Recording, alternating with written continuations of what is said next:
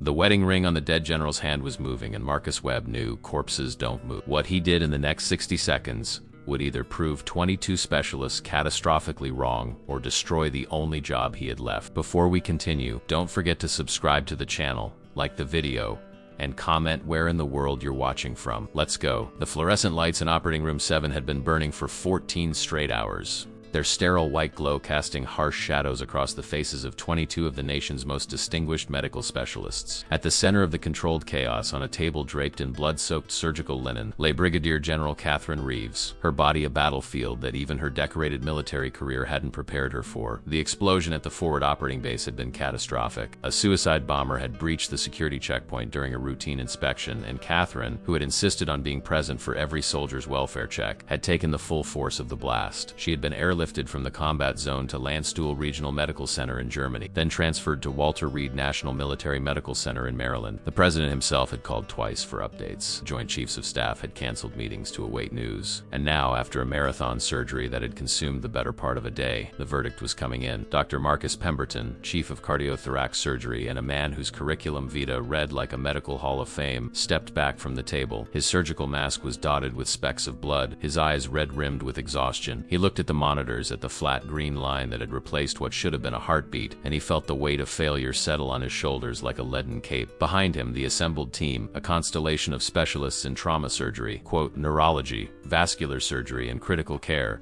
all graduates of the finest medical institutions in the world, stood in defeated silence. "We've done everything we can, Doctor," Pemberton said, his voice thick with a weariness that went beyond the physical. His hands, which had performed over 3,000 successful surgeries, hung uselessly at his sides. Dr. Anita Ramirez, the brilliant neurologist who had pioneered new techniques in brain trauma recovery, checked the monitors one final time. Her face was ashen. "No brain activity," she confirmed, her voice barely above a whisper. "The damage from the blast and the subsequent hemorrhaging, it's too extensive. She's gone." One by one, the specialists performed their final checks. Dr. James Chun, the vascular surgeon who had reconstructed arteries in what had seemed like an impossible tangle of destroyed tissue, confirmed no pulse. Dr. Sarah Mitchell, the anesthesiologist who had kept Catherine's system stable through procedures that should have killed her 3 times over, turned off the ventilator. The rhythmic hiss of artificial breathing ceased. The silence in the operating room was absolute, broken only by the single sustained tone of the heart monitor's flat line. "Time of death, Doctor," Pemberton announced, glancing at the large clock on the wall. 22:47 hours. There was a collective exhalation in the room,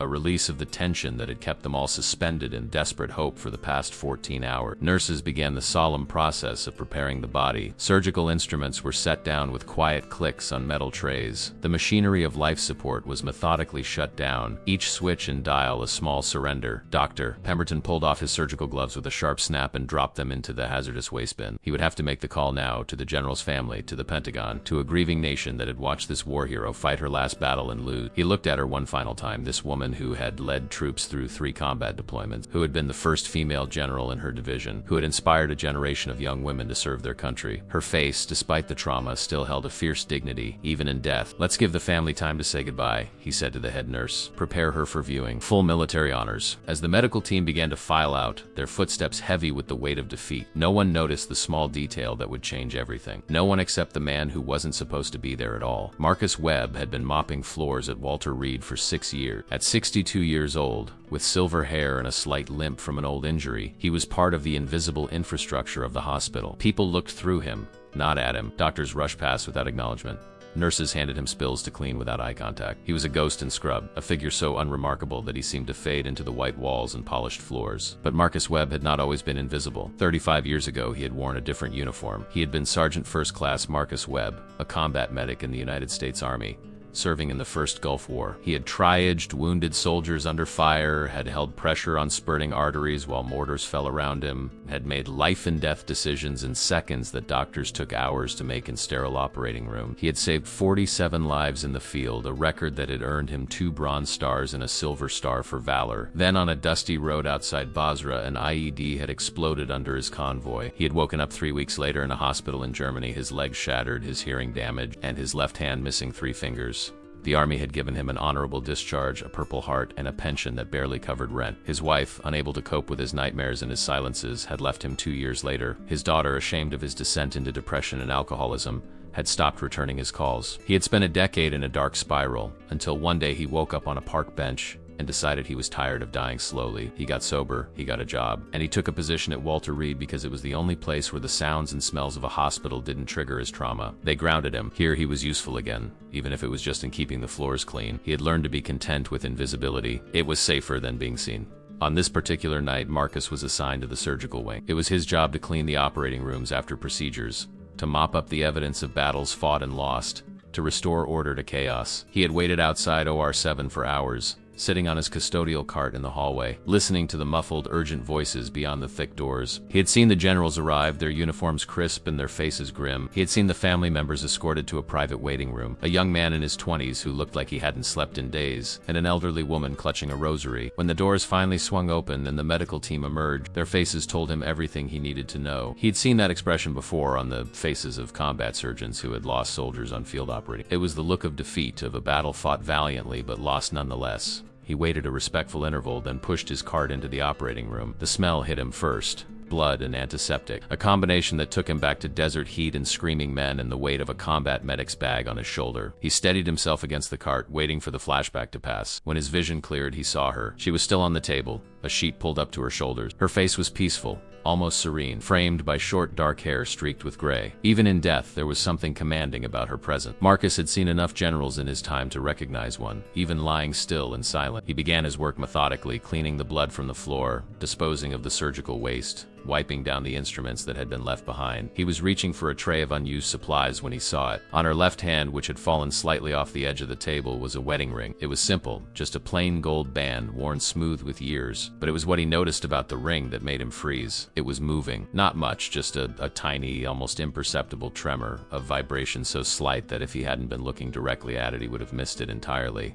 Marcus set down his cleaning supplies and moved closer. He stared at the hand, at the ring, his heart beginning to pound in his chest. He had seen a lot of dead bodies in his life. Dead hands didn't move. Dead fingers didn't tremble. He reached out slowly, his own scarred hand hovering over hers. Then gently, he pressed 2 fingers against her wrist in the exact spot where he had been trained 35 years ago to find a pulse. For a long moment, there was nothing. The operating room was silent except for the quiet hum of the overhead lights. Marcus closed his eyes, focusing every ounce of his attention on the tips of his fingers, and then he felt it. Weak, irregular, barely there at all, but unmistakable. A pulse. His eyes snapped open. His training, buried under years of mopping floors and emptying trash bins, roared back to life. He looked at the monitors, all of them turned off. He looked at the disconnected ventilator. He looked at the 4 lines, clamped shut. And he looked at the woman on the table, declared dead by 22 specialists.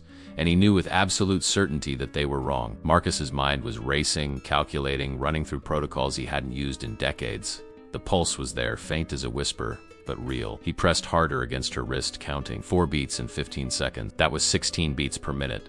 Dangerously low, barely enough to sustain life, but enough. It was enough. His hands were shaking now, not from age or fear, but from the adrenaline that was flooding his system. The same chemical rush he had felt on battlefields when every second counted and every decision meant the difference between life and death. He had to get help. He had to tell someone, but who would believe him? He was a janitor, a man whose medical credentials had expired before most of the doctors in this hospital had graduated from medical school. He imagined himself running into the hallway, shouting that the dead general was alive, imagined the looks of pity and annoyance, the security guards gently but firmly escorting him away, imagined Dr. Pemberton's cold dismissal. "We already checked, Mr. Webb. We had 22 specialists in that room. Do you really think you know something we don't?" But he did know something they didn't. He knew what it felt like to be the only person who saw the truth when everyone else had already written the ending. He had been in a field hospital in the desert when a young private had been declared dead after a mortar attack. The doctors had moved on to the next patient, the next emergency, but Marcus had seen the kid's finger twitch, had checked again, had found a pulse so faint the monitors couldn't detect it. He had screamed for the doctors to come back, had been ignored, had physically dragged a surgeon to the table.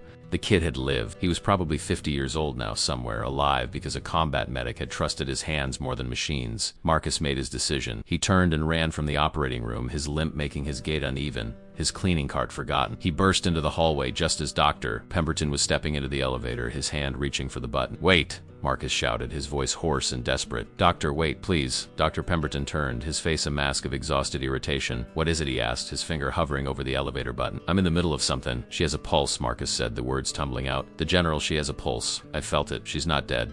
The hallway went silent. Three nurses who had been walking past stopped and stared. A resident who had been checking a chart looked up, his expression shifting from curiosity to concern. Dr. Pemberton's face went through a series of rapid transformations, from confusion to disbelief to something that looked almost like anger. "Excuse me," he said, his voice dropping to a dangerous quiet. "What did you just say?" "I checked her wrist," Marcus continued, his words coming faster now, desperation making him bold. "There's a pulse. It's weak, maybe 16 beats per minute, but it's there. You have to come back. You have to check her again, doctor." Pemberton stepped out of the elevator, letting the doors close behind him. He walked toward Marcus with slow, deliberate steps. His eyes, bloodshot from 14 hours of surgery, were hard as stone. "Mr. Webb, is it?" Marcus nodded, his heart sinking as he saw the complete lack of belief in the doctor's face. "Mr. Webb," Dr. Pemberton said, his voice the kind of carefully controlled calm used when speaking to a confused patient or a child. "I understand that you may have had some medical experience in the past. I can see from your personnel file that you were a combat medic. That's commendable service, and I thank you for it. But that was a long time ago. Medical science has advanced significantly since. We had 22 of the best specialists in the country in that room. We have equipment that can detect the faintest signs of life. We checked everything multiple times. General Reeves is dead." "I know what I felt," Marcus said, his voice steady despite the dismissal. His military training was kicking in now. The ability to stay calm under fire, to state facts without emotion. "I've checked thousands of pulses in my life, doctor. I know the difference between muscle spasms, post-mortem movement, and an actual heartbeat. She has a pulse. 16 beats per minute. Her ring was vibrating with it." "Her ring," Dr. Pemberton repeated, and now there was open condescension in his tone. "You diagnosed a pulse by looking at her wedding ring? Mr. Webb, I think you're tired. I think perhaps the stress of working in a hospital environment has triggered trauma. Why don't you go home for the night? We'll discuss supervisor tomorrow." He turned to walk away, his hand already reaching for his phone, probably to call security. Something inside Marcus snapped. It wasn't anger exactly. It was the memory of every time he had been dismissed, overlooked, rendered invisible. It was the memory of his wife walking out the door because he wasn't the hero she had married. It was the memory of his daughter's embarrassed voice on the phone, asking him not to come to her wedding because he would make her friends uncomfortable. It was 35 years of being told that he didn't matter, that his instincts were wrong, that he should just be quiet and clean the floors. He stepped forward and grabbed Dr. Pemberton's arm. The doctor spun around, shock and outrage on his face. "How dare you?" he began, but Marcus cut him off. "I dare because a woman's life is on the line," Marcus said, his voice like steel. "I dare because I've been where she is right now. I was declared dead once, doctor, in a field hospital in Iraq. My heart stopped for 3 minutes. They were about to bag me when a nurse noticed my eyelid twitching. They brought me back. If she hadn't been paying attention, if she had listened to the doctors who said I was gone, I would be in a grave right now instead of standing." The hallway had gone completely silent. The nurses, the resident, even a passing orderly had stopped to watch the confrontation. Dr. Pemberton's face was flushed with anger, but there was something else there now too, a flicker of uncertainty. "You have 60 seconds, Marcus pressed, releasing the doctor's arm. 60 seconds to walk back into that room and check her yourself. What does it cost you? 1 minute of your time? But if I'm right, if there's even a chance I'm right, and you walk away, you're letting a decorated war hero die because you were too proud to listen to a janitor." The words hung in the air like a challenge. "Doctor." Pemberton stared at Marcus, his jaw working, his mind clearly at war with itself. Professional pride battled against the tiny seed of doubt that Marcus had planted. Finally, with a sharp exhale, he turned on his heel and strode back toward OR7. "Fine," he snapped. 1 minute. But when I prove you wrong, Mr. Webb, we're going to have a very serious conversation about your future employment here." Marcus followed him into the operating room, his heart pounding so hard he could hear it in his ears. "Please," he prayed silently to a god he hadn't spoken to in years. "Please let me be right." Dr. Pemberton went straight to General Reeves's body. He placed 2 fingers on her neck, checking the carotid artery with the practiced efficiency of decades of experience. His face was set in a scowl of professional irritation. After 10 seconds, he pulled his hand away. "Nothing," he said flatly. "Check her wrist," Marcus said. "Left wrist. That's where I felt it." With an exaggerated sigh, Dr. Pemberton moved to her left side and pressed his fingers against her wrist. Marcus watched the clock on the wall. 5 seconds passed. 10. 15. He saw the exact moment it happened. Dr. Pemberton's expression changed. The scowl faded. His eyes widened slightly. His fingers pressed harder, shifted position, pressed again. His face went pale. "Get me a cardiac monitor," he said quietly. Then, louder, his voice cracking with urgency, "Get me a cardiac monitor now. I need a crash cart in here. Move." The resident who had been watching from the hallway sprinted down the corridor, his shoes squeaking on the polished floor. "Doctor." Pemberton looked up at Marcus, and in his eyes was something Marcus hadn't seen directed at him in years. Respect. "How did you know?" the doctor whispered. "How did you possibly know?" "I saw her ring move," Marcus said simply, "and I remembered that dead people don't move." The operating room exploded into controlled chaos. Within 90 seconds, the crash cart arrived. Monitors were wheeled in and reconnected. The team that had left in defeat came rushing back, their faces shocked and confused. Dr. Ramirez, the neurologist, checked the monitors with shaking hands. "I'm getting electrical activity," she said, her voice filled with disbelief. It's minimal, but it's there. How is this possible? We checked her 20 minutes ago."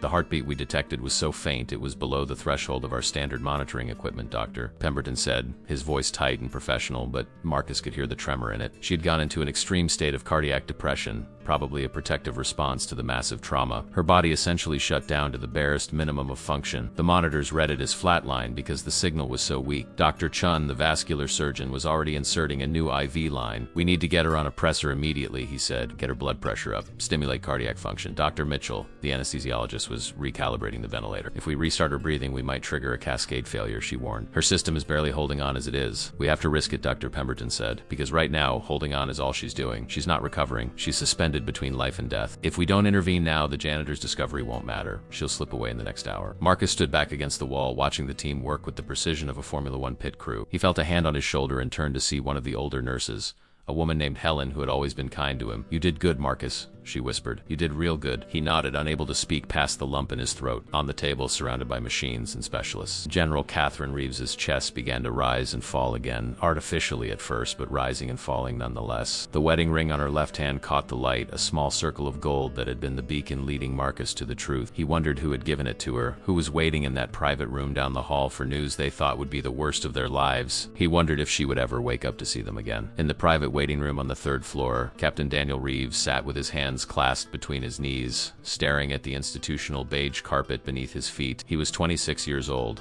a West Point graduate serving his second deployment, and he had never felt more helpless in his entire life. The woman lying in surgery was not just his commanding officer's widow, not just a decorated general, not just a national hero. She was his mother.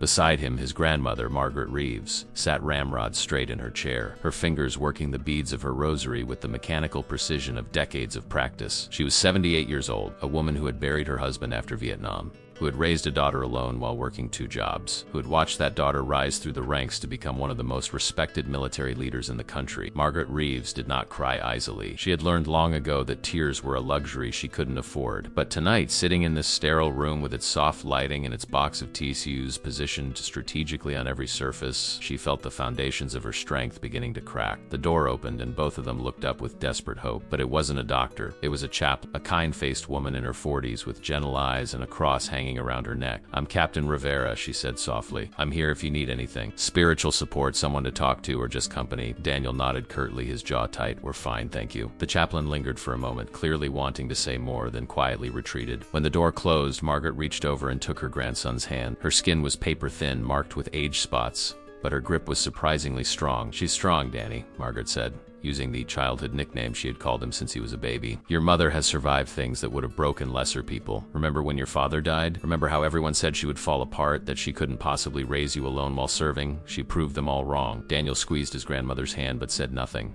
He remembered. He had been 8 years old when his father, Lieutenant Colonel Thomas Reeves, had been killed by a roadside bomb in Afghanistan. He remembered his mother arriving home in her dress uniform, her face a mask of controlled grief, her eyes dry because she couldn't afford to break down in front of her young son. He remembered how she had held him that night, promising him that they would be okay, that they would survive this together, and they had survived. Catherine Reeves had raised her son with the same discipline and dedication she brought to her military service. She had attended every school play, every baseball game, every parent-teacher conference, somehow balancing the demands of command with the demands of motherhood. She had taught him to shoot, to navigate by the stars, to change a tire, to treat people with respect regardless of their rank. She had been his drill sergeant and his cheerleader, his commanding officer and his confidant. When he had told her he wanted to follow in her footsteps and join the military, she hadn't tried to talk him out of it. She had simply looked him in the eye and said, "Then you do it better than I did. You be the officer I wish I had been." He had carried that challenge with him through West Point, through officer training, through his first deployment. And when he had learned that his mother was being sent to the forward operating base where he was stationed, he had felt a complicated mix of pride and terror. Pride that they would serve together.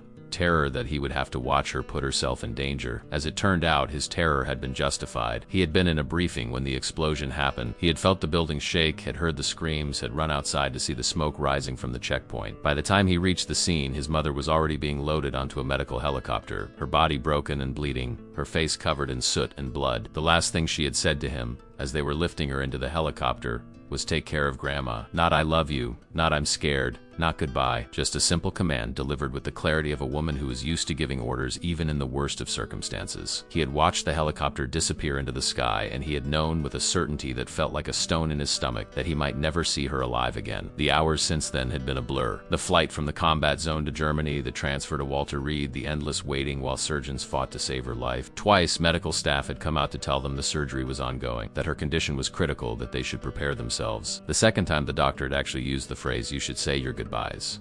And Daniel had wanted to punch him in the face for giving up on his mother before the fight was even over. But now it had been over an hour since anyone had come to update them. The silence felt ominous. Daniel stood up abruptly, unable to sit still any longer. He paced to the window and stared out at the dark parking lot below, at the scattered lights of the hospital complex, at the American flag flying at half-mast in the distance. He pressed his forehead against the cool glass and closed his eyes. "Please," he whispered, "please don't take her from me. Not yet. Not like this." The door opened again, and this time it was Dr. Pemberton. Daniel spun around, his heart hammering against his ribs. The doctor's face was impossible to read, exhausted and drawn, but there was something in his eyes that Daniel couldn't quite identify. Was it regret? Sympathy? Defeat? Margaret stood up slowly, her rosary clutched in both hands. "Doctor," she said, her voice remarkably steady. "Please tell us, doctor." Pemberton took a deep breath, and Daniel braced himself for the words he had been dreading. Reeves, Captain Reeves," he began, and then he paused, seeming to struggle with what to say next. "There's been a development. We initially believed that General Reeves had succumbed to her injuries. We called time of death at 22:47. The world tilted under Daniel's feet. Called time of death, past tense. His mother was dead. The words didn't seem real. They seemed to be coming from very far away, through water or fog. But Margaret Reeves, who had survived wars and widowhood and decades of hardship, heard something in the doctor's phrasing that Daniel had missed. "You said initially," she said sharply. "What does that mean?" Dr. Pemberton nodded, and now Daniel could see what the emotion in his eyes actually was. It was wonder. 23 minutes after we declared her deceased, one of our custodial staff noticed something we had missed. He found a pulse, an incredibly faint pulse below the threshold of our monitoring equipment. "We have successfully resuscitated General Reeves. She is alive." The words seemed to hang in the air, too impossible to be real. Daniel felt his knees go weak, felt his grandmother's hand grip his arm to steady him. "Alive?" he repeated stupidly. "She's alive?" "She's in critical condition, doctor," Pemberton said quickly, holding up a hand as if to temper their sudden explosion of hope. "Her injuries are still catastrophic. She's in a medically induced coma, and we have her on full life support. The next 72 hours will be crucial. But yes, Captain Reeves, your mother is alive." Daniel didn't remember crossing the room, but suddenly he was gripping the doctor's hand, shaking it with a force that made the older man wince. "Thank you," he said, his voice breaking. "Thank you, thank you. How did you find it? How did you know?" Dr. Pemberton extracted his hand gently. "It wasn't me," he admitted, and there was a humility in his voice that seemed to cost him something. "It was our janitor. A man named Marcus Webb. He's a former Army combat medic. He checked her after we had all left the room, and he felt something we missed. He refused to accept our diagnosis. If he hadn't been so persistent, if he hadn't insisted I'd come back and check again, your mother would be gone." Margaret's hand flew to her mouth, her rosary beads clicking together. "A janitor," she whispered. "God sent us a janitor." "I want to meet him," Daniel said immediately, wiping at his eyes with the back of his hand. "I want to thank him." "Where is he?" "He's still in the OR, doctor," Pemberton said. "He's been helping us monitor her vitals. He has an instinct for this kind of work. He catches things the machines miss." The doctor paused, then added, "I owe him an apology. I dismissed him at first. I thought he was confused, possibly even experiencing some kind of flashback from his service. I almost didn't listen to him. If I hadn't, if my pride had gotten in the way, we would have lost her." "Can we see her?" Margaret asked. "Can we see Catherine?" "Not yet, doctor," Pemberton said gently. "We're still stabilizing her and she's in the ICU under intensive monitoring, but soon, I promise. As soon as we have her settled, I'll come get you myself." He looked at both of them, his expression serious. "I want you to understand the reality of the situation. Your daughter, your mother, is alive because of an extraordinary intervention, but she's not out of danger. The damage from the blast was severe. Even if she survives, there may be complications. Brain damage, organ failure, permanent disability. We won't know the extent of it until she wakes up. If she wakes up. But she has a chance," Daniel said fiercely. "That's more than we had 10 minutes ago, Dr. Pemberton nodded. "She has a chance, and she's a fighter. That much is clear." He left them then, returning to his patient, and Daniel and his grandmother stood in the middle of the waiting room, holding each other as the weight of their grief transformed into the weight of hope. Marcus Webb had not left the operating. Even after the immediate crisis had passed, even after General Reeves had been stabilized and transferred to the ICU, he had stayed. He told himself it was because he needed to finish cleaning, that his job wasn't done, but the truth was simpler and more complicated than that. He needed to see this through. He needed to know that the woman whose life he had saved would actually survive, that his intervention hadn't just delayed the inevitable. Dr. Pemberton found him 2 hours later, sitting on a stool in the corner of the now empty operating room, his cleaning supplies untouched beside him. The doctor looked different now, less exhausted and more thoughtful, his surgical scrubs exchanged for regular clothes. He pulled up another stool and sat down heavily, The two men separated by a few feet of polished floor and 35 years of vastly different lives. "I owe you an apology, Doctor," Pemberton said without preamble. The words clearly didn't come easily to him. "When you told me she was alive, I dismissed you. I was condescending and arrogant, and I almost let my pride kill a patient. I'm sorry." Marcus looked at him, surprised by the raw honesty. "You were exhausted," he said quietly. "You'd been in surgery for 14 hours. You had every reason to trust your equipment and your team, Doctor." Pemberton shook his head. "That's a generous interpretation, but it's not accurate. The truth is, I saw a janitor and I assumed incompetent. I saw someone without the right credentials, and I decided their observations couldn't possibly be valid. That's not exhaustion, that's prejudice." The two men sat in silence for a moment, the weight of that admission hanging between them. Finally, Dr. Pemberton spoke again. "Dr. Ramirez pulled your service record. You were one of the most decorated combat medics in your unit. 2 Bronze Stars, a Silver Star, a Purple Heart. You saved 47 lives in the field. Why are you mopping floors, Mr. Webb? Why aren't you using those skills?" Marcus looked down at his hands, at the 3 missing fingers on his left hand, at the scars that crisscrossed his palm. "Because this," he said, gesturing vaguely at the missing digits, "isn't the only thing that got damaged over there. When I came back, I wasn't the same person. I couldn't be around patients anymore. Every time I tried to work in a medical setting, I would hear mortars, smell burning flesh, see faces of the soldiers I couldn't save. So I found work where I could be useful without being responsible for anyone's life." He paused, then added with a bitter smile, "Turns out you can't really escape who you are. The training just sits there waiting for the moment it's needed." Dr. Pemberton studied him thoughtfully. "What you did tonight, what you saw that we missed, that wasn't just training. That was instinct. That was the kind of awareness that separates good medics from great ones. We have technology that can measure heart rate down to the decimal point, but none of our machines notice what you notice. Do you know why?" Marcus shook his head. "Because machines can't see a wedding ring vibrate, Dr. Pemberton said. "Machines don't notice the small human details. They can't make the intuitive leaps that come from years of experience. What you have, Mr. Webb, is something we can't teach in medical school. You have the ability to see what's actually there, not just what the data tells you should be there." Before Marcus could respond, there was a knock on the door. Nurse Helen poked her head in. "Dr. Pemberton, the family is asking to see Mr. Webb. They want to thank him." Marcus felt a sudden spike of anxiety. He had saved the general's life, yes, but he hadn't expected recognition. He had spent 6 years perfecting the art of being invisible, and the thought of being seen, truly seen, by grieving family members felt overwhelming. "I don't need to," he started. But Dr. Pemberton stood up and held out a hand to help him to his feet. "Yes, you do," the doctor said firmly. "You gave them back their mother, their daughter. They need to meet the man who refused to let her die. Frankly, Mr. Webb, you need to see what you saved. Not just a patient, not just a general, but a person with people who love her. You need to remember why what you did tonight matters." The walk to the ICU felt endless. Marcus's limp seemed more pronounced than usual, his old injury aching from the stress and the standing. When they reached the family waiting room adjacent to the ICU, Dr. Pemberton opened the door and gestured for Marcus to enter first. Inside, he found Captain Daniel Reeves and his grandmother Margaret waiting. The young captain was still in his combat fatigues, his face drawn with exhaustion, but his eyes bright with barely contained emotion. The grandmother was a small, dignified woman with silver hair and the kind of posture that suggested a lifetime of bearing burdens with grace. The moment Daniel saw Marcus, he crossed the room in 3 long strides and pulled him into a fierce embrace. Marcus, caught off guard, stood stiffly for a moment before his arms came up to awkwardly pat the young man's back. "Thank you,"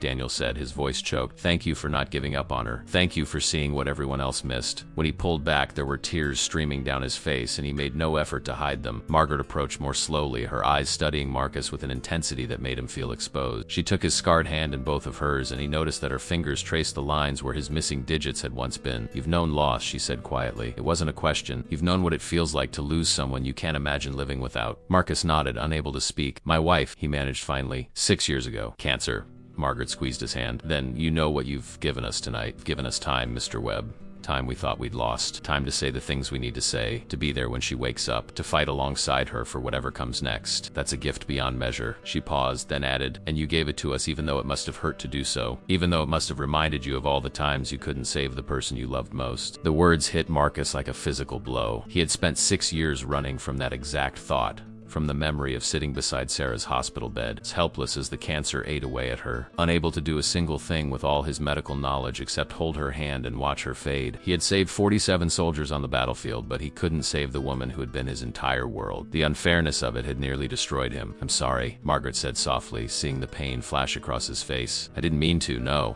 Marcus interrupted, his voice rough. "No, you're right, it did hurt. It still hurts. Every time I see someone fighting to stay alive, I think about Sarah and how hard she fought and how it wasn't enough. But tonight, for General Reeves, it was enough. For her, there was still time, and maybe that's why I couldn't walk away. Maybe some part of me needed to know that sometimes, if you fight hard enough, if you refuse to give up, You actually get to win. Can we see her? Daniel asked, looking at Dr. Pemberton. Can we sit with her? The doctor nodded. For a few minutes, yes, but you need to prepare yourselves. She's on a ventilator, she has dozens of tubes and wires, and she won't respond to your presence. The coma is medically induced to give her brain time to heal. But yes, you can be with her. He looked at Marcus.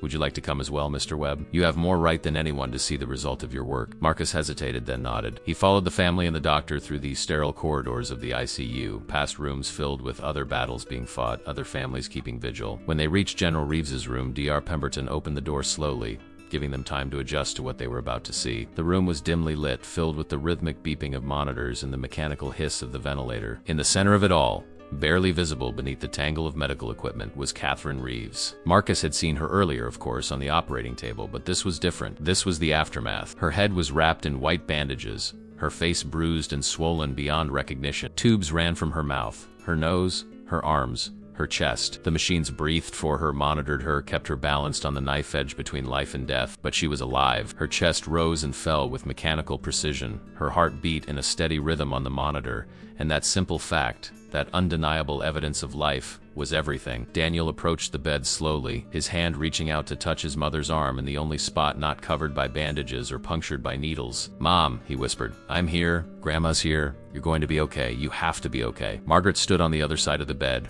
her rosary in her hands, her lips moving in silent prayer. Marcus stayed back, near the door, feeling like an intruder in this intimate moment of family grief and hope. But then Margaret looked up and gestured for him to come closer. "You're part of this too, Mr. Webb," she said. "You're part of her story now, whether you wanted to be or not." Marcus moved to the foot of the bed, his eyes on the wedding ring still on Catherine's left hand. It was still there, that simple gold band that had started everything, catching the dim light from the monitors. Dr. Pemberton, standing beside him, followed his gaze. "That ring saved her life," the doctor said quietly. "If you hadn't noticed it moving, if you hadn't trusted your instincts, she would be in the morgue right now instead of fighting for her life." It's funny how the smallest details can change everything. The story of what happened in Operating Room 7 spread through Walter Reed National Military Medical Center like wildfire. By morning, everyone from the hospital administrators to the cafeteria workers knew about the janitor who had challenged 22 specialists and been proven right. Marcus arrived for his next shift expecting to be fired, or at the very least reprimanded for overstepping his bound. Instead, he found himself being stopped every few feet by staff members who wanted to shake his hand. To hear the story firsthand, to tell him about their own experiences with misdiagnoses and medical miracles, the attention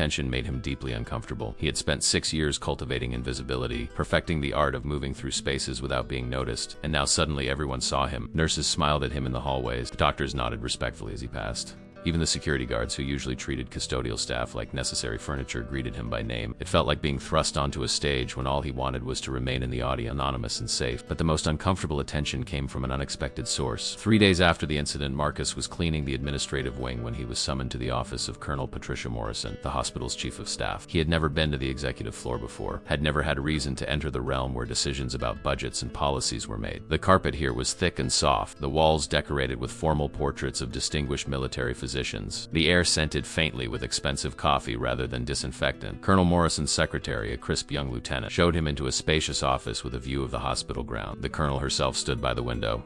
A woman in her early 50s with steel gray hair cut in a no-nonsense style and the kind of bearing that suggested she had spent decades making life or death decisions without flinching. She turned when Marcus entered, her sharp eyes assessing him with the intensity of a general surveying a battlefield. "Mr. Webb," she said, gesturing to a chair across from her desk. "Please, sit." Marcus sat, acutely aware of his janitorial uniform in this space of pressed uniforms and polished brass. "Thank you for coming," Colonel Morrison continued, taking her own seat. "I wanted to speak with you personally about what happened 3 nights ago." Her tone was neutral, giving nothing away, and Marcus braced himself for the reprimand he had been expecting. But instead, the colonel opened a file folder on her desk and began reading. "Marcus James Webb, enlisted in the United States Army in 1988 at age 18. Served as a combat medic with the 82nd Airborne Division. Deployed to Operation Desert Storm in 1991. Purple Heart for injuries sustained in an IED attack. Silver Star for extraordinary heroism in saving multiple soldiers under enemy fire. Bronze Stars for meritorious service. Honorable discharge in 1993 due to combat-related injuries." She looked up at him. "That's quite a record, Mr. Webb. Why didn't any of this come up when you applied to work here?" Marcus shifted uncomfortably in his chair. "I didn't think it was relevant, ma'am. I wasn't applying for a medical position.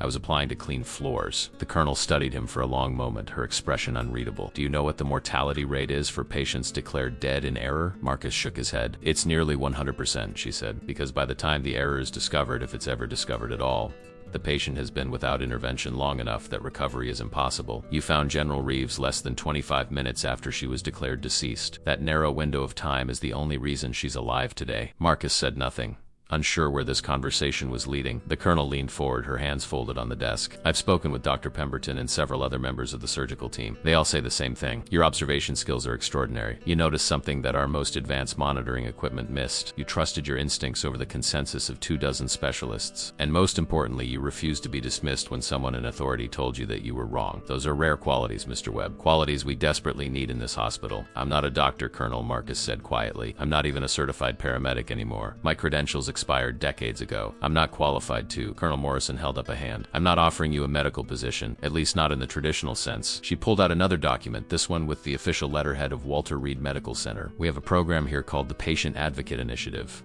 It was started 5 years ago to address the very problem you identified, the gap between what machines tell us and what human observation reveals. We place specially trained observers in our ICUs and critical care units. They don't perform medical procedures, they simply watch. They notice the small changes, the subtle signs that monitors might miss. They serve as an extra set of eyes, a failsafe against human and technological error." Marcus felt a flutter of something in his chest. Something that might have been hope or might have been fear. "What are you saying, Colonel?" "I'm saying we want you for that program," she replied. "Full-time position, full benefits, salary commensurate with your experience and skills. You would work alongside our medical teams, observing patients in critical condition, flagging concerns that might otherwise be missed. You would be doing exactly what you did for General Reeves, but in an official capacity. You would be saving lives, Mr. Webb. Isn't that what you trained to do?" The offer hung in the air between them, tempting and terrifying in equal measure. Marcus thought about his quiet life, his predictable shifts, his carefully constructed walls of invisibility. He thought about the nightmares that still woke him in the middle of the night, the sound of mortar and screaming that sometimes echoed in his head when he passed the trauma units. He thought about Sarah, about the helplessness he had felt watching her die despite everything he knew, everything he had learned about saving lives. "I don't know if I can do it, Colonel," he said honestly. "I left medicine for a reason. Being responsible for people's lives, it nearly destroyed me when I couldn't save everyone." The colonel's expression softened slightly. "No one saves everyone, Mr. Webb. Not even the best doctors in this hospital. But the question isn't whether you can save everyone. The question is whether you can save someone. And 3 nights ago you proved that you can." She paused, then added more gently, "I'm not asking you to go back to being who you were before. I'm asking you to be who you are now. Someone who has survived loss and trauma and found a way to keep going. Someone who knows what it means to fight for life because you've seen what happens when that fight is lost." "Can I think about it?" Marcus asked. "Of course," the colonel said, pushing a business card across the desk. "Take your time, but I hope you'll say yes, Mr. Webb. Because what happened in that operating room wasn't just luck. It was skill, intuition, and courage. Those qualities shouldn't be wasted on mopping floors, no matter how clean you keep them." Marcus took the card and stood to leave. As he reached the door, Colonel Morrison called after him. "One more thing, Mr. Webb. General Reeves regained consciousness this morning. She's still in critical condition, but she's awake and responsive. Her first question was about who found her pulse. I thought you'd want to know." Marcus felt his throat tight. "Thank you, Colonel." For the rest of his shift, he moved through the hospital in a daze, the colonel's offer echoing in his mind. He finished his cleaning duties mechanically, his body going through the familiar motions while his thoughts churned. That evening, after his shift ended, he found himself walking back to the ICU. He told himself he was just checking on her, making sure she was really awake, really recovering, but the truth was more complicated. Some part of him needed to see her conscious, needed to know that his intervention had resulted in an actual life saved, not just a prolonged death. When he reached her room, he paused outside the door. Through the glass window, he could see that she was sitting partially upright, still connected to monitors but breathing on her own. Daniel was beside her bed, holding her hand, and Margaret sat in a chair nearby. They were talking quietly, and even through the glass, Marcus could see the joy on their faces, the relief of having her back. He was about to turn away, not wanting to intrude, when Catherine looked toward the door. Their eyes met through the glass, and even from a distance, even through the bruising and swelling that still marked her face, he could see the intensity of her gaze. She said something to Daniel, who immediately stood and came to the door, opening it and gesturing for Marcus to come in. "M.R. Webb," Daniel said, his voice warm. "Mom's been asking about you. Please, come in." Marcus entered hesitantly, feeling like he was crossing some invisible boundary. Catherine Reeves watched him approach, her eyes never leaving his face. When he reached the bedside, she lifted her hand, the one with the wedding ring, in a small gesture of greeting. Her voice, when she spoke, was hoarse from the ventilator tube, but clear. "You're the janitor," she said. It wasn't a question. "Yes, ma'am," Marcus replied, standing at attention without even realizing he was doing it. "The old military training never really left. My son tells me you saved my life," Catherine continued. "He says you refused to accept that I was dead, that you saw something everyone else missed." Marcus shifted uncomfortably. "I just did what anyone would have done, ma'am." "No, She corrected him gently but firmly. You did what you were trained to do. You trusted your instincts over authority. That takes courage. She paused, catching her breath, clearly still weak. Daniel tells me you're former Army, a combat medic. Yes, ma'am. First Gulf War. Then you know what it means to fight when the odds are against you, Catherine said. You know what it means to refuse to give up even when everything seems lost. Her eyes held his with an intensity that made him feel exposed. Thank you for fighting for me, Sergeant Webb. Thank you for not giving up. The use of his old rank, spoken with the authority of a commanding officer, hit Marcus harder than any expression of gratitude could have. It was a recognition of who he had been, who he still was underneath the janitor's uniform. The news coverage started on the fourth day. It began with a small article in the military section of the Washington Post. A brief mention of a decorated general's miraculous recovery after being declared dead. But within hours, the story had taken on a life of its own. By evening, it was trending on social media. By the next morning, network news crews were camped outside Walter Reed, their satellite trucks lined up like an invading army. All of them demanding interviews, demanding the full story, demanding access to the janitor who had defied 22 specialists and been proven right. Marcus arrived for his shift to find reporters shouting questions at anyone in a hospital uniform. Mr. Webb, how did you know she was alive? Sergeant Webb, what made you check her pulse? Sir, can you comment on reports that the medical team tried to have you removed from the hospital? He kept his head down and pushed through the crowd, ignoring the cameras and microphones thrust in his face, making his way through the employee entrance with the help of security guards who formed a protective barrier around him. Inside, the hospital administration was in crisis mode. The story had become a public relations nightmare and a triumph simultaneously. On one hand, they had a miraculous recovery, a feel-good story of American heroism and medical perseverance. On the other hand, they had to explain how 22 of their top specialists had declared a patient dead when she wasn't. How a janitor with expired medical credentials had been more competent than their entire surgical team. The optics were complicated, to say the least. Colonel Morrison called an emergency meeting with the key personnel involved in General Reeves's case. Marcus found himself sitting in a conference room with Dr. Pemberton, Dr. Ramirez, the hospital's legal counsel, and the public affairs officer, a nervous-looking major who kept checking his phone as if monitoring the real-time destruction of his career. Gentlemen, lady, Colonel Morrison began, her voice crisp and authoritative. We have a situation. The media has latched onto this story, and they're not letting go. We've had calls from every major news network, from the Pentagon, from senators, and as of an hour ago, from the White House. The president wants to personally thank Mr. Webb for saving General Reeves's life. Marcus felt the blood drain from his face. The president? Colonel, I can't. You don't have a choice, I'm afraid, the colonel said not unkindly. This story's bigger than any of us now. General Reeves is a national hero and you saved her life. The public wants a hero of their own, and whether you like it or not, you're it. The public affairs officer leaned forward. Mr. Webb, we need to control the narrative here. With your permission, we'd like to arrange a press conference. You, Dr. Pemberton, and General Reeves, assuming her condition continues to improve. We tell the story properly, we acknowledge the initial error, we celebrate the successful outcome, and we move forward. I'm a janitor, Marcus said, his voice flat. I'm not a hero. I just did what needed to be done. Dr. Pemberton, who had been silent until now, spoke up. That's precisely what makes you a hero, Mr. Webb. Heroes don't seek recognition. They just do what's right when everyone else has given up. The legal counsel, a sharp-eyed woman in her 40s, cleared her throat. There is one potential complication we need to address. Mr. Webb, when you intervened in the operating room, you were technically acting outside the scope of your employment. You performed a medical assessment without current certification. Now, in this case, the outcome was positive, and we have no intention of pursuing any disciplinary action. However, we need to ensure that going forward, your role in the hospital is properly defined and authorized. That's why I've offered Mr. Webb a position in our Patient Advocate Initiative, Colonel Morrison said. If he accepts, he'll be operating in an official capacity with full authority to observe and flag medical concerns. His actions will be covered under hospital protocol and liability insurance. She looked at Marcus, which brings us back to the question I asked you 3 days ago. What's your answer, Mr. Webb? The room fell silent, everyone's eyes on it. Marcus thought about his small apartment, his quiet life, his carefully maintained distance from anything that required him to be more than invisible. He thought about Sarah, about the promise he had made to himself never to put himself in a position to fail someone again. But he also thought about Catherine Reeves, about the wedding ring that had trembled with a pulse no machine could detect, about the look in Daniel's eyes when he learned his mother was alive. I'll do it, he said quietly, but I have conditions. Name them, Colonel Morrison said. I work night shifts only, Marcus said. I don't do press conferences, I don't do interviews, and I don't want my face in any promotional materials. I'll do the job, but I do it quietly. No cameras, no recognition. The colonel considered this, then nodded. Agreed. You work nights, you stay out of the media circus. But Mr. Webb, you can't avoid the press conference entirely. The story is already out there. If you refuse to appear, the media will create their own narrative, and it won't be one you can control. Better to tell your story once on your own terms and then disappear back into the shadows. Marcus realized she was right. Reluctantly, he nodded. One press conference, then I go back to being nobody. The public affairs officer actually smiled with relief. That's all we need, Mr. Webb. One appearance, we tell the story, and then you can return to your work. The press conference was scheduled for the following afternoon. Marcus spent the intervening hours in a state of barely controlled panic. panic. He had faced enemy fire, had performed emergency surgery under mortar attacks, had held dying soldiers in his arms, but the thought of standing in front of cameras and reporters terrified him in a way combat never had. Combat, he understood. The rules were clear.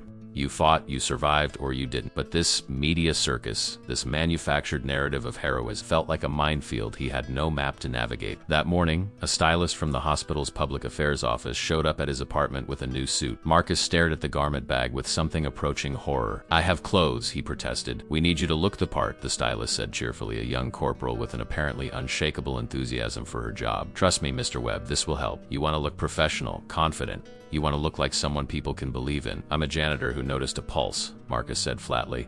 "I'm not running for office." The stylist smiled patiently. "With respect, sir, you stopped being just a janitor the moment you saved General Reeves's life. Now you're a symbol. Symbols matter." The suit fit perfectly, which somehow made it worse. When Marcus looked at himself in the mirror, he saw a stranger, a man in expensive fabric who looked like he belonged in boardrooms and press conferences. He saw the man he might have been if his life had gone differently, if the Ide hadn't exploded, if Sarah hadn't gotten sick, if he hadn't spent a decade trying to disappear. The transformation felt like a betrayal of the life he had built, the safe, invisible existence he had constructed so carefully. At Walter Reed, the main auditorium had been converted into a media center. Rows of chairs faced a podium flanked by American flags, and at least 50 reporters with cameras and recording equipment filled the space. Marcus entered through a side door, accompanied by Colonel Morrison, Dr. Pemberton, and to his surprise, General Catherine Reeves herself. She was in a wheelchair, still obviously weak, her face still bruised, but she had insisted on being present. When she saw Marcus in his suit, she smiled. "You look like a soldier again, Sergeant Webb," she said. "Good. It's time the world saw you that way." The press conference began with Colonel Morrison providing a brief overview of the medical situation, carefully framed to acknowledge the initial error while emphasizing the successful outcome. Dr. Pemberton spoke about the challenges of trauma surgery, the limitations of monitoring equipment, and the importance of trusting human observation alongside technological data.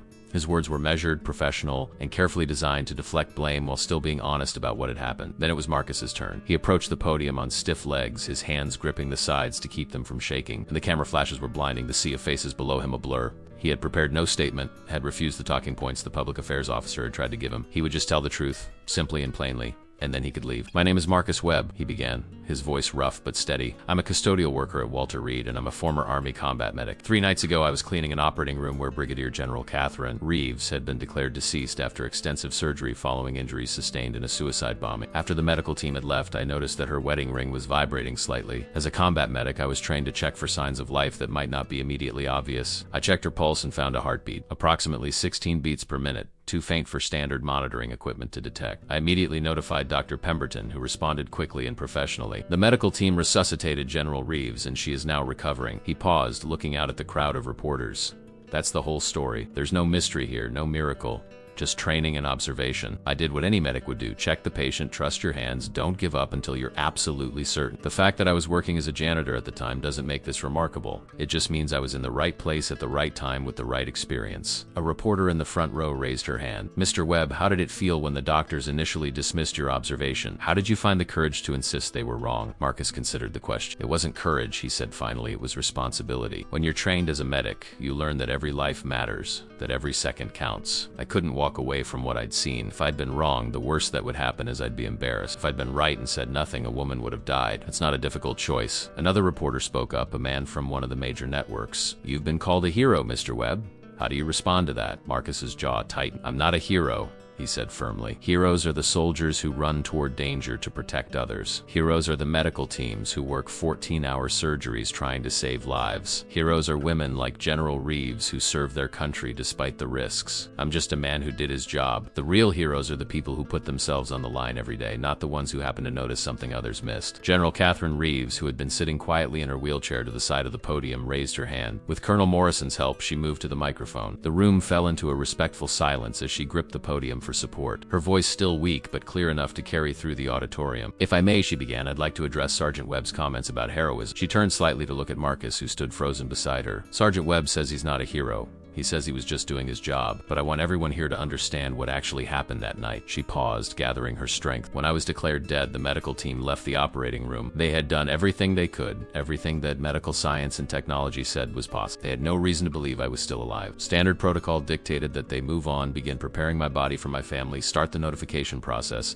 No one would have questioned them. No one would have blamed them. But Sergeant Webb didn't follow standard protocol. He looked closer. He trusted his instincts over the consensus of experts. And more importantly, when those experts dismissed him, when a respected surgeon told him he was wrong, he didn't back down. He insisted they listen. Catherine's eyes swept across the room of reporters. Do you know how much courage that takes? To stand your ground when everyone with more authority, more credentials, more status tells you that you're mistaken? To risk your job, your reputation, your dignity for the sake of someone you've never met? That is the definition of heroism. Not the absence of fear, but the willingness to act despite it. The room erupted in applause. Marcus felt his face burning, felt the weight of too many eyes on it. This was exactly what he had feared. This public acknowledgement that made him feel exposed and vulnerable in ways he couldn't articulate. When the applause finally died down, Catherine continued, I'm told that Sergeant Webb has accepted a position in our patient advocacy. She looked at Colonel Morrison, who nodded confirmation. This is exactly the right decision, not just for this hospital, but for every patient who will benefit from his experience and his instincts. We've learned a valuable lesson from this incident, that technology is a tool, not a replacement for human judgment.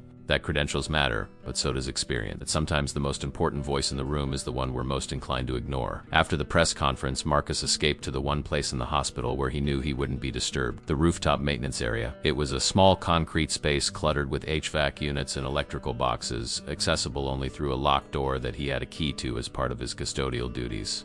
He sat on a metal crate and stared out at the city spreading below him, trying to process everything that had happened in the past 4 days. His phone had been ringing constantly, reporters who had somehow gotten his number, old army buddies he hadn't spoken to in decades. Even a producer from a talk show who wanted him to appear and share his story. He had turned the phone off hours ago, unable to handle the barrage of attention. The door behind him opened and he tensed, ready to claim he was just checking the equipment. But it was Catherine Reeves, leaning heavily on a cane, her other hand gripping the doorframe for support. She should not have been climbing stairs. She should not have been out of her room at all. What are you doing up here? He asked, standing quickly and moving to help her to the crate he had been sitting on. You should be resting. I could say the same to you, Catherine replied, lowering herself carefully onto the crate with a grimace of pain. You disappeared right after the press conference. Your colleagues said you might be up here. They sat in silence for a moment, two veterans who understood that sometimes words were less important than shared presence. Finally, Catherine spoke. You don't like the attention? It wasn't a question. I don't like being seen, Marcus admitted. I spent 6 years learning how to be invisible. It felt safer that way. Catherine nodded slowly. After my husband died, she said, her voice quiet, I threw myself into my work. I took every deployment, every dangerous assignment, every position that would keep me too busy to think about the empty space he left behind. I told myself I was serving my country, that I was being strong for my son. But the truth is, I was running. I was trying to outrun grief by making myself indispensable, by never stopping long enough to feel the loss. What changed? Marcus asked. She looked at him, and he saw something raw in her eyes, something that transcended rank and medals and public personas. The bomb changed it, she said. When I was lying in that rubble in those moments before I lost consciousness, I wasn't thinking about my career or my duty or my legacy. Oh, I was thinking about Daniel, about my mother, about all the moments I had missed because I was too busy running. I was thinking about Thomas's wedding ring on my finger and how I had worn it like armor, using it as a reminder of loss instead of love. She touched the gold band absently. This ring, it saved my life, but not in the way anyone would expect. Marcus understood what she meant. The ring hadn't just alerted him to her pulse. It had been a symbol of connection, of a life lived and loved, of reasons to fight for survival. It had reminded him in that moment that she was more than a patient or a general or a statistic. Someone's wife, someone's mother, someone's daughter. She was a person with a story, and that story wasn't finished yet. You're afraid, Catherine said, turning the conversation back. You're afraid that if you step back into the light, if you allow yourself to be seen as someone with value and skill, you'll fail again. You'll be responsible again, and the next time someone dies, it will destroy you. Her words were so accurate, so precisely targeted at the core of his fear that Marcus felt something crack inside him. He had spent 6 years building walls against that exact vulnerability, and she had dismantled them with a single observation. When Sarah died, he said, his voice breaking slightly, I was with her every day. I researched every treatment, talked to every specialist, tried every alternative therapy. I used every bit of medical knowledge I had accumulated, and none of it mattered. She died anyway, and I realized that all my training, all my experience, all those lives I had saved on the battlefield, they didn't mean anything when it came to saving the one person I loved most in the world. Catherine reached over and placed her hand on his, her grip surprisingly strong despite her weakened condition. That's the cost of being a healer, Marcus. That's the weight we carry. We can't save everyone. We can only do our best with the knowledge and tools we have in the moment we have them. Your wife's death wasn't a failure of your abilities. It was a tragedy. Pure and simple. Cancer doesn't care about your credentials or your dedication, but the soldiers you saved in the desert, they cared. Their families cared. And right now, my son cares. My mother cares. I care. She squeezed his hand. You gave us a gift, Sergeant Webb. You gave us time. Time to say the things we need to say. Time to be together. Time to fight for a future we thought we'd lost. That's not nothing. That's everything. Marcus felt tears burning in his eyes, the first he had allowed himself to shed since Sarah's funeral. For 6 years he had told himself that his work didn't matter, that cleaning floors was all he was good for, that he had squandered his potential and deserved his anonymity. But sitting on this rooftop with a woman who had literally come back from the dead, he felt something shift inside him. Maybe she was right. Maybe his value wasn't measured by the people he couldn't save, but by the ones he could. Maybe redemption wasn't about achieving perfection, but about showing up and trying, even when the outcome was uncertain. The door opened again and Daniel appeared, out of breath from climbing the stairs. "Mom," he said, exasperation and relief mixing in his voice.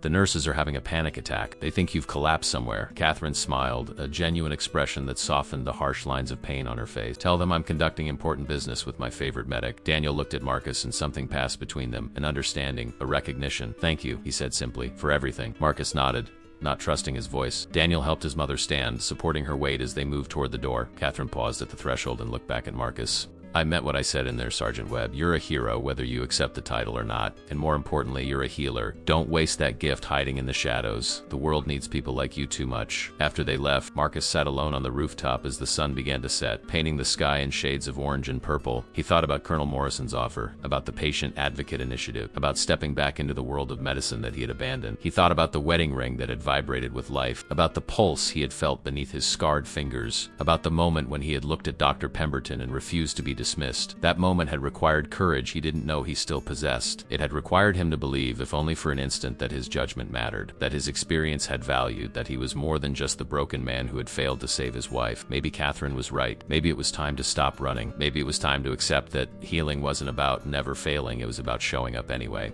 About using the skills and instincts that had been forged in combat and tempered by loss to make a difference when and where he could. He pulled out his phone and turned it back on. Among the dozens of missed calls and messages, he found Colonel Morrison's number. He typed out a simple text before he could second-guess himself. "When do I start?" The response came back almost immediately. "Tomorrow night."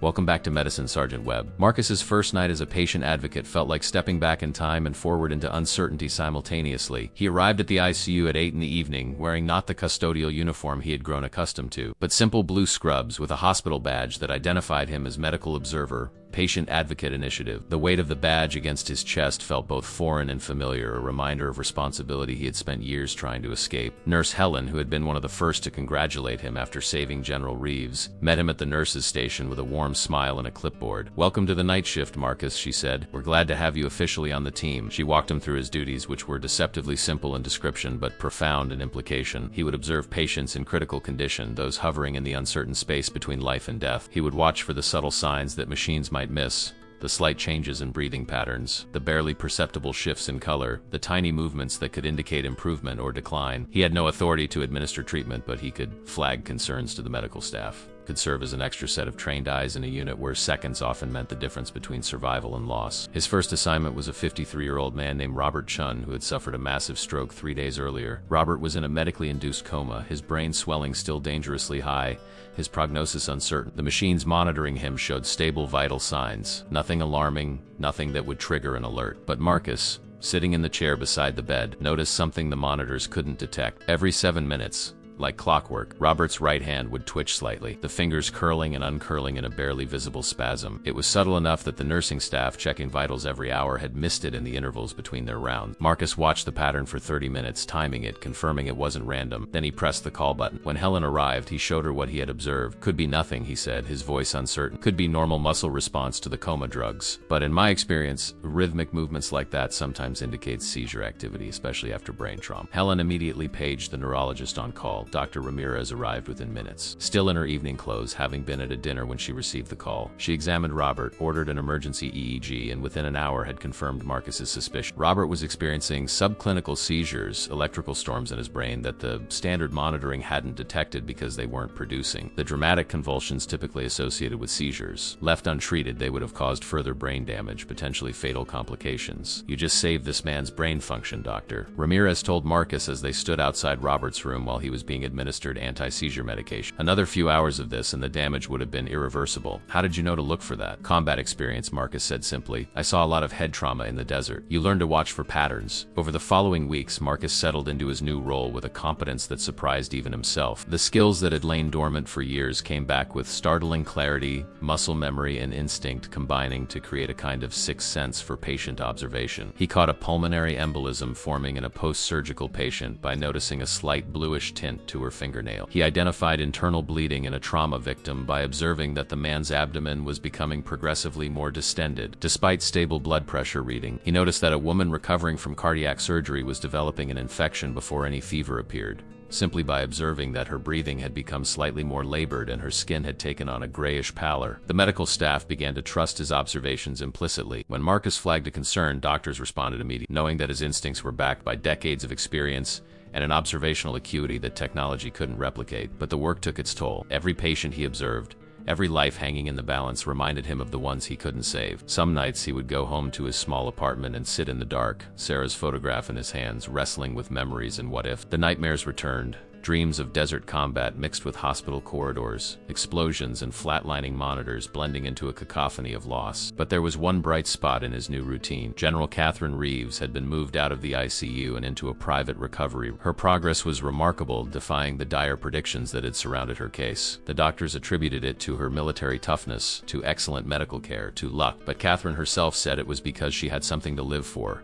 A reason to fight that went beyond simple survival. She had started attending physical therapy session, relearning how to walk without assistance, rebuilding strength that the explosion and subsequent coma had stolen from her body. Marcus made it a habit to stop by her room at the beginning of each shift. At first, the visits were brief, just a quick check-in to see how she was progressing, but gradually they lengthened into conversations. Catherine would tell him about her therapy sessions, about the frustrating slowness of recovery, about her determination to return to active duty even though the doctors said it was unlikely. Marcus would tell her about his patience, about the observations he had made, about the strange satisfaction of using his skills again after so many years in exile from the medical world. One night, 3 weeks after he had started his new position, Marcus arrived to find Catherine sitting up in bed with a box of old photographs spread across her blanket. She looked up when he entered and he saw that she had been crying, tear tracks still visible on her cheeks. "Rough day?" he asked gently, pulling up the chair he had come to think of as his. She gestured at the photographs. "Daniel brought these from storage. Pictures from before." She picked up one and handed it to Marcus. It showed a young couple on their wedding day, Catherine in a simple white dress, her husband Thomas in his dress uniform. They looked impossibly young, impossibly happy, their faces lit with a joy that seemed to radiate from the photograph itself. 28 years ago, Catherine said softly, "We were just kids, really. Thought we had all the time in the world." Marcus studied the photograph, seeing in it an echo of his own wedding day, his own youthful certainty that love could conquer anything. "How long were you married?" he asked. 15 years before he was killed," she replied. 15 years of deployments and reunions, of missed anniversaries and stolen moments, of building a life in the gaps between service. She touched the wedding ring on her finger. "I've worn this every day since he died. Some people thought I should take it off and move on, but I couldn't. It was the last piece of him I had left." "I understand," Marcus said. "My wife's been gone 6 years, and I still can't bring myself to clean out her closet. Her clothes are still there exactly as she left them. Sometimes I open the closet door just to smell her perfume on the fabric." Catherine nodded, a gesture of shared understanding between two people who had loved and lost. "The doctors say I might never return to full active duty," she said, changing the subject with visible effort. "The traumatic brain injury, the extent of my other injuries. They say I should consider retirement, maybe take a desk position at the Pentagon." Marcus could hear the devastation in her voice, the sense of losing not just her career, but her identity. "What do you want to do?" he asked. "I want to fight," she said fiercely. "I want to prove them wrong. I want to show my son that you don't give up just because the odds are against you." But then I think about how close I came to dying, how close I came to leaving Daniel and my mother, and I wonder if continuing to serve is selfish, if I'm choosing duty over the people who need me most. She looked at Marcus with eyes that held both strength and vulnerability. "What would you do?" Marcus was quiet for a long moment, considering the weight of the question. 6 years ago, he said finally, when Sarah was dying, she told me something that I didn't understand until recently. She said that living isn't about avoiding death, it's about choosing what you're willing to die for. She chose to fight the cancer even when the treatments made her miserable, even when the odds were terrible, because she wanted every possible moment with me and with our daughter, who was just a baby then. She chose to fight not because she thought she would win, but because the fight itself was meaningful. He looked at Catherine. "You asked me what I would do. I'd ask myself what I'm willing to fight for. Is it the uniform? The rank?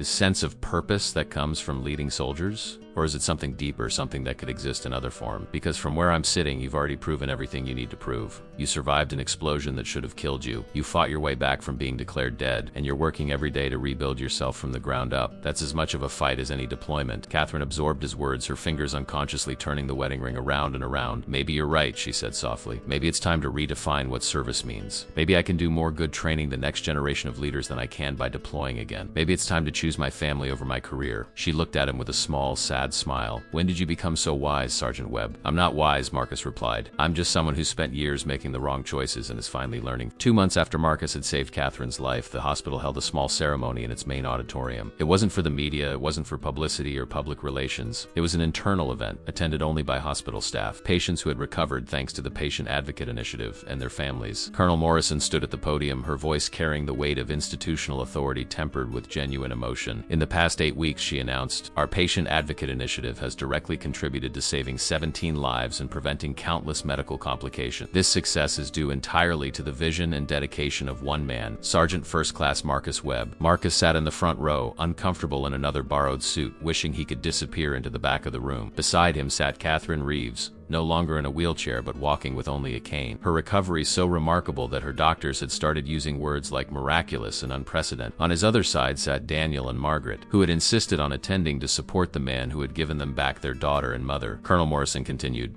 today, we are not only recognizing Sergeant Webb's contributions to this hospital, but we are announcing the expansion of the Patient Advocate Initiative to military medical facilities across the country, effective immediately. Walter Reed will begin training combat medics and retired medical personnel to serve in observer roles, using their field experience to supplement technological monitoring. We are calling this the Webb Protocol. The auditorium erupted in applause. Marcus felt his face burning, felt the familiar urge to flee, but Catherine's hand on his arm kept him anchored in his seat. You deserve this, she whispered.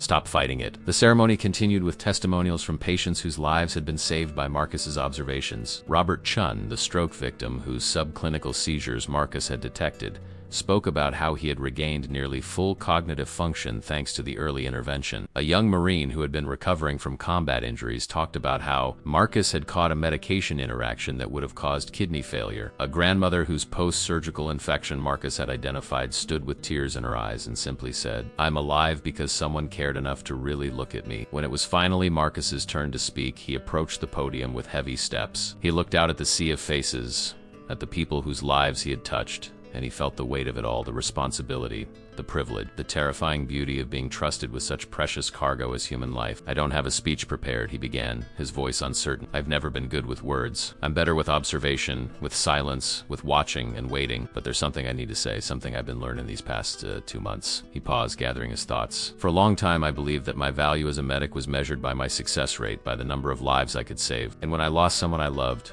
when all my training and experience couldn't prevent her death, I decided I had failed. I decided I was broken, useless, finished, so I hid. I found work that didn't require me to be responsible for anyone's life, that didn't require me to face the possibility of failure again. He looked directly at Catherine, but a wise woman once told me that living isn't about avoiding death, it's about choosing what you're willing to fight for. And I realized that by hiding, by choosing invisibility and safety, I wasn't protecting myself from failure, I was guaranteeing it. I was failing every single day by refusing to use the gifts I'd been given. His voice grew stronger. The Webb Protocol that Colonel Morrison mentioned is not about me, it's about recognizing that healing isn't just about technology and credentials. It's about human connection, about the willingness to see people not as cases or statistics, but as individuals with stories and families and reasons to fight for life. It's about trusting that sometimes the most important observations come from unexpected places, from the people we're most likely to overlook. He gestured toward the audience. Every person in this room has value. Every janitor, every orderly, every receptionist, every person we might dismiss as unimportant, they all see things we miss. They all have wisdom we need. My hope is that this initiative reminds us to listen, to pay attention, to value observation and instinct alongside data and technology. The applause that followed was different from before, deeper somehow, more resonant. Marcus returned to his seat feeling both exhausted and strangely lighter, as if speaking those words had released some burden he had been carrying without knowing it. After the ceremony, as people mingled and shared refreshments, Marcus found himself surrounded by well-wishers. He accepted their congratulations with awkward grace, still uncomfortable with praise but learning to receive it without deflecting. He was talking with Dr. Pemberton about training protocols when he noticed a commotion near the entrance. A young woman in army fatigues had entered the auditorium, looking around with desperate urgency. She spotted Marcus and made a beeline toward him, pushing through the crowd. "Sergeant Webb," she said breathlessly, her face pale with stress. "I'm Corporal Jennifer Martinez. I was told you might be here. I need your help, please." Marcus's instincts immediately shifted into alert mode. "What's wrong, Corporal?" "My husband," she said, her voice breaking. "He's at Bethesda Naval Hospital. He was injured in a training accident 3 days ago. Severe head trauma. The doctors say he's brain dead, that there's no hope, that we should think about organ donation, but something doesn't feel right. His hands, they keep moving, just tiny twitches. And when I talk to him, I swear his eyelids flutter. But the doctors say I'm seeing what I want to see, that it's just reflexes. They want to turn off life support tomorrow." Marcus felt something cold settle in his stomach. "The doctors might be right," he said carefully. "Brain death is a very specific diagnosis with clear criteria." "Can't, I know," she interrupted, tears streaming down her face. "I know you're not his doctor. I know you have no authority there. But please, just come look at him. Just tell me if I'm crazy, if I'm holding on to false hope. If you say there's nothing there, I'll believe you. I'll let him go. But I need someone who actually sees patients, not just monitors, to tell me the truth." Catherine had moved to stand beside Marcus during this exchange. She looked at him, and he saw in her eyes both understanding and encouragement. "You have to go," she said quietly. "You know you do." Marcus nodded. He turned to Corporal Martinez. "I'll come," he said, "but I need to be clear about something. I can't override the medical team's decisions. I can only observe and report what I see. If the doctors are right, if your husband is truly gone, my being there won't change that." "I understand," she said, relief flooding her face. "I just need to know I did everything I could." The drive to Bethesda Naval Hospital took 30 minutes. Marcus sat in the passenger seat of Jennifer's car while she talked about her husband, Staff Sergeant Michael Martinez, 29 years old. A demolitions expert who had been injured when a training explosive had detonated prematurely. She talked about their 2 young children, about the house they had just bought, about the plans they had made for Michael's upcoming leave. She talked to fill the silence, to hold back the terror that was clearly threatening to overwhelm her. At the hospital, Jennifer led Marcus through corridors that felt achingly familiar, past IQ rooms filled with the same machines and monitors and desperate families he saw every night at Walter Reed. They reached Michael's room, where a nurse was checking vitals with the mechanical efficiency of someone who had already written off the patient as a lost cause. Marcus identified himself and his credentials, explaining that he was there at the family's request for a second observation. The nurse looked skeptical but didn't object. He approached the bed where Staff Sergeant Martinez lay connected to a ventilator and a dozen monitoring lines. The young man's head was wrapped in bandages, his face swollen and bruised. The monitors showed minimal brain activity, just the baseline electrical noise that could persist even after clinical death. Marcus understood why the medical team had made their diagnosis. All the objective data supported it, but he also understood why Jennifer couldn't let go. He pulled up a chair and sat beside the bed, taking Michael's hand in his own scarred one. He didn't check for a pulse, didn't look for obvious signs of life. Instead, he simply sat, observing with the patient stillness that had become his greatest skill. He watched the subtle rise and fall of Michael's chest, dictated by the ventilator. He watched the monitors, noting the patterns and rhythm, and then he began to talk to Michael, his voice low and steady. "Staff Sergeant Martinez, my name is Marcus Webb. I'm a combat medic, 1st Gulf War. Your wife Jennifer asked me to come see you. She's here, and she's not giving up on you. Your kids are waiting. If you can hear me, if you're in there somewhere, I need you to show me anything, the smallest sign." For 10 minutes, nothing happened. The monitors continued their steady beeping. The ventilator continued its rhythmic hiss, and Michael's face remained slack and unresponsive. Marcus felt Jennifer's hope beginning to crumble, felt his own certainty that the doctors were right solidifying, and then he saw it. Not in Michael's hands, where Jennifer had been watching, but in his left foot. The big toe curled slightly, barely a millimeter of movement, but unmistakable. Marcus's pulse quickened. He reached down and gently pressed on the sole of Michael's foot, applying a stimulus that should produce a reflex response if there was brain function. The toe curled again, more definitively this time. "Get me a neurologist," Marcus said to the nurse, his voice sharp with authority. "Now." The nurse hesitated, clearly thinking he was wasting everyone's time, but something in his tone made her comply. Within minutes, a tired-looking doctor arrived, clearly irritated at being called away from other duties. Marcus showed him what he had observed, applying pressure to Michael's foot and demonstrating the responsive movement. The neurologist's expression shifted from annoyance to intense focus. "That's not a normal reflex pattern," the doctor said slowly. "That's purposeful movement. We need to run new tests immediately. A full neurological workup." 6 weeks later, Marcus stood in the visitors' gallery of Walter Reed's Rehabilitation Center, watching through the observation window as Staff Sergeant Michael Martinez took his first unassisted step since his injury. The young man moved slowly, his gait unsteady, supported by parallel bars on either side, but he was moving. His wife Jennifer walked beside him, tears streaming down her face, their 2 young children watching with wide eyes from the doorway. The doctors had been wrong about brain death, spectacularly wrong, and their error had nearly cost Michael his life. The responsive toe movement Marcus had observed had been the first sign that Michael was experiencing locked-in syndrome. a rare condition where the patient is fully conscious but unable to move or communicate due to complete paralysis of voluntary muscles. He had been awake, aware, and trapped inside his own body while doctors discussed harvesting his organs. The new tests Marcus had insisted on revealed brain activity patterns consistent with consciousness, and over the following weeks, Michael had slowly regained control of his body. The recovery was incomplete. He would likely never return to active duty, but he was alive and improving. He would see his children grow up, would hold his wife again, would have a future that had been on the verge of being terminated based on incomplete assessment. Beside Marcus in the observation gallery stood Catherine Reeves, now wearing the crisp uniform of a full colonel. Her promotion had come through the previous month, along with her new assignment as Director of Combat Medical Training at Fort Sam Houston. She had made peace with the fact that her frontline days were over, had found a new mission in training the next generation of combat medics and ensuring they learned not just the technical skills, but the human observation skills that Marcus embodied. That's number 18, she said quietly, watching Michael's halting progress. 18 lives saved by the web protocol in 4 months.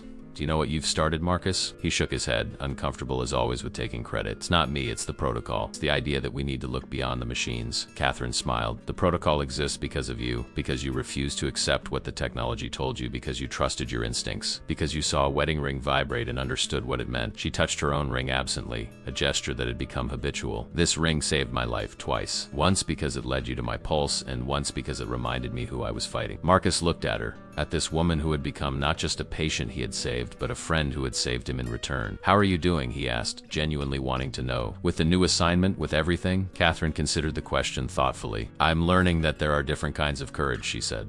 It took courage to lead troops into combat, but it takes a different kind of courage to step back, to admit that my body can't do what it used to find meaning in a role that doesn't involve battlefield command. But I'm getting there. She paused, then added with a smile. My therapist says I'm making progress, which coming from her is practically a standing ovation. They stood in comfortable silence, watching Michael complete another lap between the parallel bars. Finally, Catherine spoke again. I've been meaning to ask you something, Marcus. The Veterans Administration contacted me last month. They want to create a nationwide program based on the web protocol, placing former combat medics in VA hospitals across the country as patient advocates. They've asked me to help with recruitment and training, and I immediately thought of you. Would you consider leaving Walter Reed to help build this program? Training others, sharing your knowledge, maybe even traveling to different facilities to implement the protocol? Marcus felt a familiar flutter of anxiety at the thought of such visibility, such responsibility, but it was tempered now by something else. A growing confidence in his own value, a slowly healing belief that he had something worth offering. How many medics are we talking about? He asked. Potentially hundreds, Catherine replied. Think about it, Marcus. Hundreds of veterans who are struggling to find purpose after service, who have skills and experience that civilian life doesn't seem to value. We could give them meaningful work, could help them feel useful again. And in the process, we could save thousands of lives. It's exactly what Sarah would have wanted you to do, she added gently. The mention of his wife's name no longer felt like a knife to the heart. Marcus had learned, slowly and painfully, that honoring her memory didn't mean staying frozen in grief. It meant living the kind of life she would have been proud of, using his gifts in service of others just as she had always encouraged him to do. I'll do it, he said, on one condition. Name it. I want Jennifer Martinez involved, Marcus said, gesturing toward the rehabilitation center where the young wife was now embracing her husband. She's the one who refused to give up, who trusted her instincts over expert opinion. She's the one who sought help when everyone else said there was no hope. That's the kind of person we need training advocates. People who understand that love and attention can see things that technology misses. Catherine nodded approving. Done. I'll have the VA reach out to her this week. She pulled out her phone and made a note, then looked back at Marcus. You've changed, you know. When I first met you, when I was lying in that ICU bed, you looked like a man who was trying to disappear, to make yourself as small and invisible as possible. Now you look like a man who's found his purpose again. Marcus thought about that assessment. Maybe I just needed someone to see me, he said quietly, to remind me that I was more than my failures, more than my losses. You did that, Catherine. You and this whole experience. You gave me back something I thought I'd lost forever.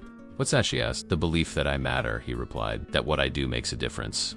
That I'm not just the man who couldn't save his wife, but also the man who can save other people's wives and husbands and sons and daughters. 6 months ago, Marcus Webb had been invisible, a janitor whose only goal was to move through the world without being noticed. Now he was the architect of a protocol that would reshape medical observation across the country, a teacher preparing to train hundreds of veterans, a healer who had reclaimed his identity not by denying his losses, but by learning to carry them alongside his gifts. The irony wasn't lost on him that it had all started with the smallest of observations, a wedding ring vibrating with a pulse no machine could detect. 3 months later, the first class of web protocol trainees graduated from their program. 47 former combat medics and military medical personnel stood at attention in Walter Reed's auditorium as Marcus, Catherine, and Colonel Morrison presented them with their official credentials as patient advocates. Each of them had a story similar to Marcus's, a narrative of service and loss and struggle to find purpose in civilian life. Each of them had learned through intensive training to trust their instincts, to observe patients with eyes trained by battlefield experience, to serve as the crucial human element in an increasingly technological medical system. As Marcus watched them receive their credentials, he felt Sarah's presence more strongly than he had in years, not as a painful absence but as a warm certainty that she would have been proud of what he had built from the ashes of his grief. He thought about the journey that had brought him here, from the battlefields of Iraq to the sterile halls of a hospital, from crushing loss to hard-won redemption. He thought about Catherine Reeves and her vibrating wedding ring, about Michael Martinez and his curling toe, about all the small signs and subtle observations that meant the difference between life and death. After the ceremony, as the new advocates mingled with their families and celebrated their achievement, Daniel Reeves approached Marcus with a small wooden box. "My mom wanted me to give you this," he said. "She couldn't be here today because of a training commitment, but she wanted to make sure you got it." Marcus opened the box to find a simple medal, not an official military decoration, but something personal. It was a bronze disc engraved with the outline of a wedding ring and the words, "For seeing what others missed,